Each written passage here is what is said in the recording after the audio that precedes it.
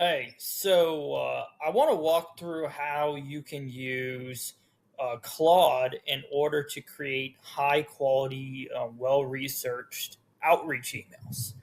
And I'm sure you received a bunch of spam today in your inbox from all these cold email guys who send AI slop. And AI slop in a cold email is not what I'm going to go over today. I'm going to show you how you can create high value emails, which show that you've done your research, you've identified a specific pain point, and you're reaching out, as a warm outreach, a cold outreach, so forth. And this is where I feel AI really shines. Yes, everyone's using it nowadays in order to create AI, email, spam, so forth. But the reality is it's better used as a tool, as a research tool, in order to create high quality one to one emails. Without further ado, let me get into my Claude right here. I've, this is obviously hypothetical, but I've decided that I'm going to be a senior account executive for Salesforce today, and I serve large multinational IT accounts, and my prospect is Microsoft. I don't know any of the decision makers. All I know is I've identified Microsoft as a good lead, someone who might be interested in our CRM services, and I want to organize a meeting to discuss possibilities. So the first thing you want to do with AI is give it context, do research. I tell it up front, hey, I want you to do specific research on this company and identify 3 to 5 key opportunities where Salesforce may be of value of them to them, and to cite your sources. And the reason I tell it to cite its sources is because AI has a bad tendency to hallucinate. So if you don't want AI to just randomly come up with facts off the top of its head, you have to tell it to cite your sources, and you have to tell it to pull from web data. So this is always the prompt I would start with for really any sort of B2B situational information, whatever asset you're trying to create using Claude. It does that, and it looks up search terms like, for example, Microsoft sustainability reporting, Microsoft global sales team, enterprise customers, geographical expansion. It tries to pull relevant articles, and then its intent is to summarize those articles. So here are a couple that it pulled. Here are some 5 strategic opportunities for Salesforce at Microsoft.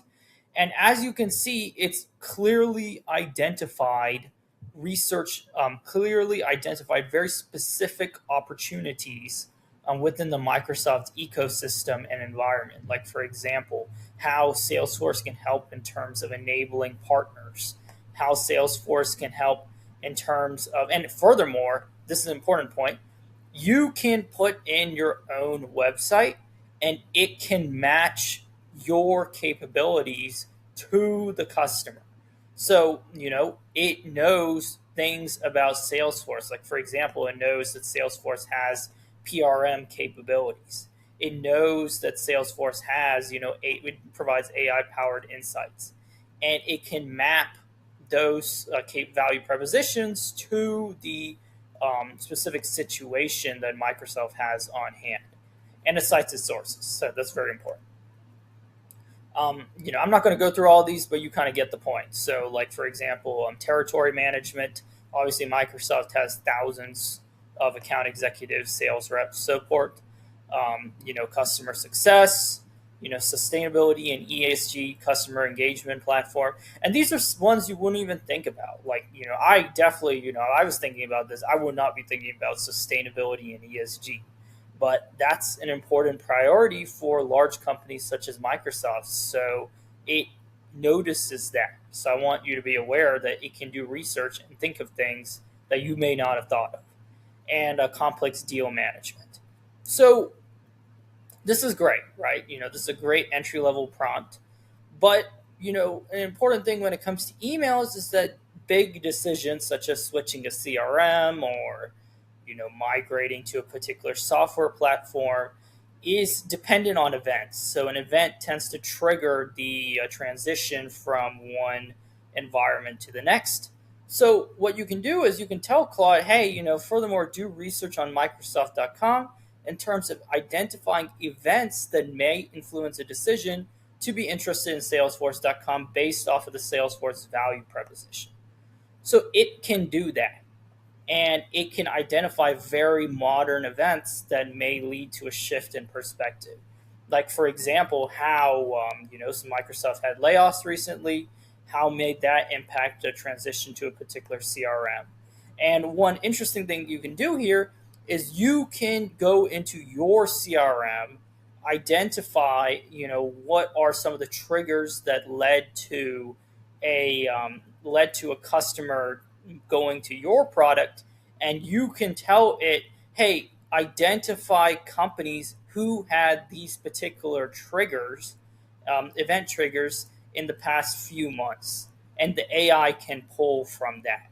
So I just want you to know that that's a possibility. I'm just using Microsoft as an example right now, but you could create your lead list based off of that event data. So I may create a future video on that. So as you can see, these are kind of the big news events, big event triggers, and it explains also how you can position Salesforce in that environment based off of those triggers.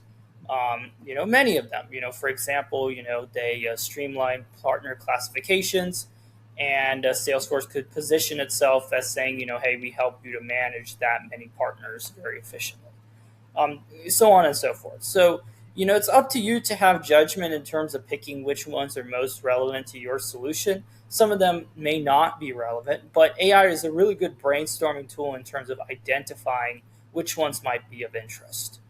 So, and also it can give you a good synopsis at the end. And this is why I recommend Claude.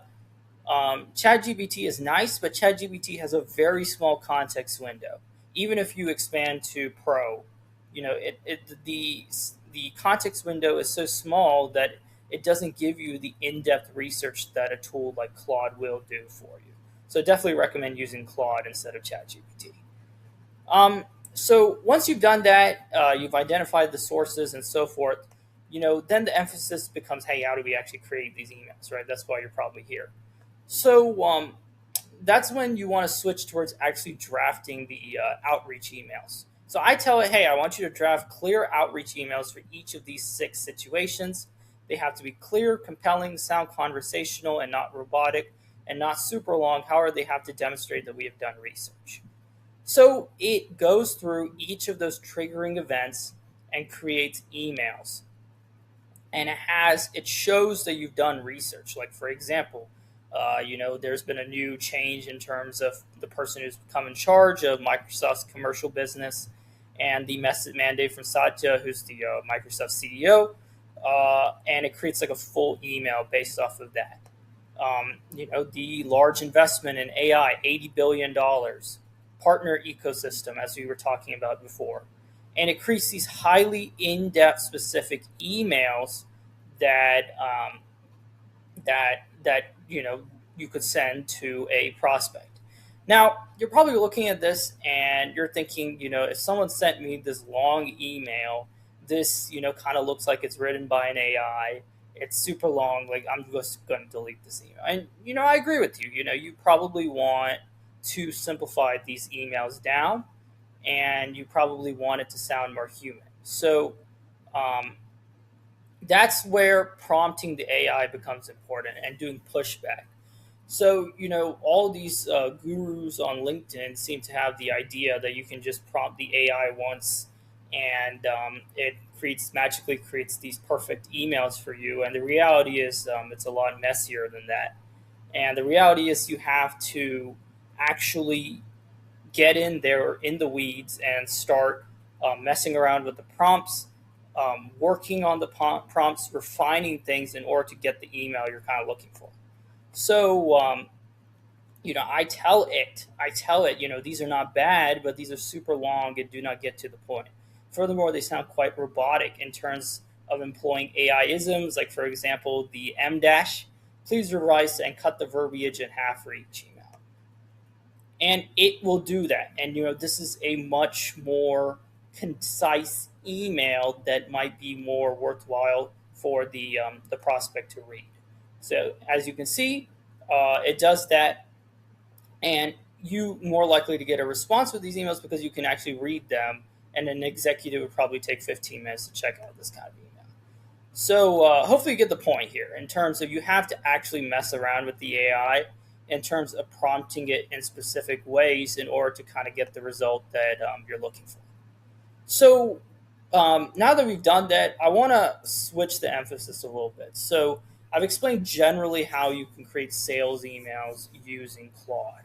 But what if you want to um, do a specific match? Like, for example, let's say that you want to match, like, Salesforce has Einstein AI, right? Einstein AI agentic capabilities, and you want to match that to a particular problem that a company has. So what I did here is I created an example that, hey, create a sales email for the director of sales at a large VAR that focuses on the lack of customization and AI agentic options within their existing environment and where Salesforce can help. And it can create this sort of email. What I want you to note here is that you can, first of all, change this to be any particular company. And more importantly, you can tell it to identify whether or not the company actually has this problem. So what you can do is you can tell the AI, hey, look up, I'll just put this as a look up companies that have mentioned that they have XYZ pain point signal, and create a list of 10 of these companies. The pain point I want you to search for is, for example, percentage of reps not meeting quota or sales layoffs. Anything, you get the point. So what it can do is it can do the research in terms of identifying those sort of high value leads, and you can reference this in this email. So I go through that in my next prompt over here. So so what I want you to note is that you can mention that in a discovery email to a senior leader. So, like, for example, let's say we're creating a discovery email for a Microsoft sales leader, asking 3 to 4 insightful questions about their current CRM.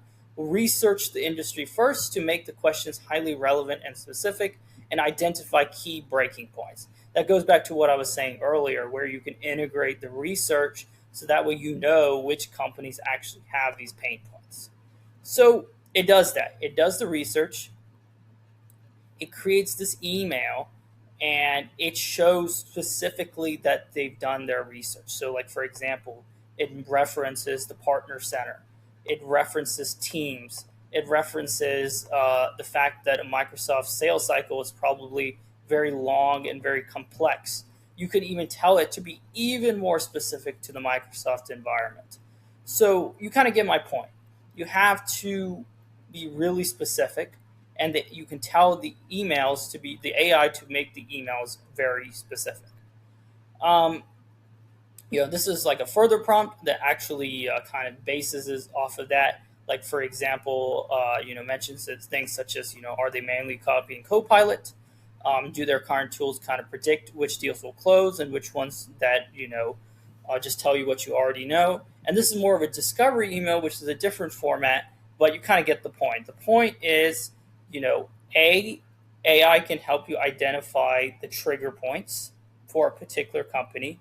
B, AI can help you do research on a particular company very quickly. And C, AI can help you actually extract the leads that have a particular event trigger that your company indexes on in order to drive sales. So this is kind of the last prompt I want to go over here, but this is how you can create a email which explains how a company that has a particular solution might be interested in switching to your solution. So it's a competitor based email. So let's say Microsoft uses HubSpot. I don't think they use HubSpot, but let's say they do, and there you want them to consider switching to Salesforce.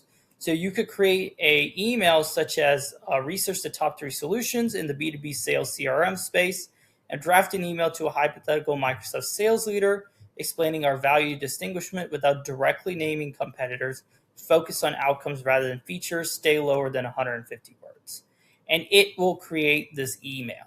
So what it does is it identifies clearly what are Salesforce's main strengths and identifies where the competition falls short and creates that in the email itself. So hopefully you get my point. You can actually personalize that email based off of current event situations at Microsoft itself. For example, Marketplace is a large capability within Microsoft, and it can explain how you can use a specific Salesforce tool in order to address that particular need. So that's kind of the gist. The gist is really you can create very highly personalized emails that are targeted specifically based off of research and based off of high intent leads.